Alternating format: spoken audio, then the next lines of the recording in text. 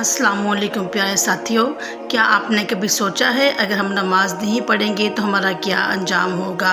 कुरान पाक में अल्लाह ताला फरमाते हैं, इन्नस्सलात तन्हा अनिल फ़हशाई वल मुनकर, बेशक नमाज जो है बेहयाई और बुरे कामों से रोकती है। नमाज मोमिन की मिराज है, नमाज कामयाबी की कुंजी है। नमाज जो है वो काफ़िर और मुसलमानों के दरमियान फ़र्क करती है। रसूलुल्लाह सल्लल्लाहु अलैहि वसल्लम का इरशाद है, अगर किसी के घर के बाहर एक नहर हो और उसमें 5 टाइम गुस्ल करे तो क्या उसके जिस्म पर कोई मैल को चैर रहेगी।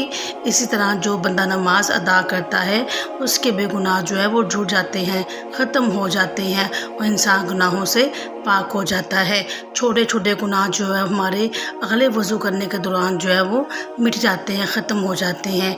इसलिए हमें कोशिश करनी चाहिए हम खुद भी 5 वक़्त की नमाज़ अदा करें और अपने बच्चों की भी तलकीन करें कि वो नमाज़ पढ़ें, खुद भी पढ़ें, अपने बच्चों को भी नमाज का पाबंद बनाएं।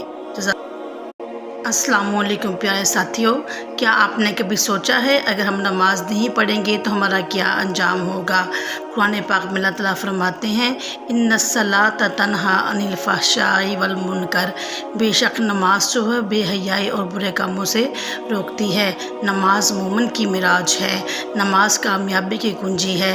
नमाज जो है वो काफ़िर और मुसलमानों के दरमियान फ़र्क करती है।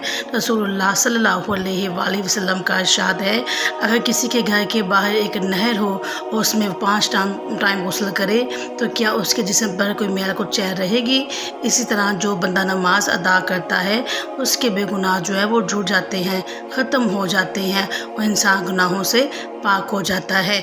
छोटे छोटे गुनाह जो है हमारे अगले वज़ू करने के दौरान जो है वो मिट जाते हैं, ख़त्म हो जाते हैं। इसलिए हमें कोशिश करनी चाहिए हम खुद भी 5 वक़्त की नमाज़ अदा करें और अपने बच्चों की भी तलकीन करें कि वो नमाज़ पढ़ें, खुद भी पढ़ें, अपने बच्चों को भी नमाज का पाबंद बनाएं।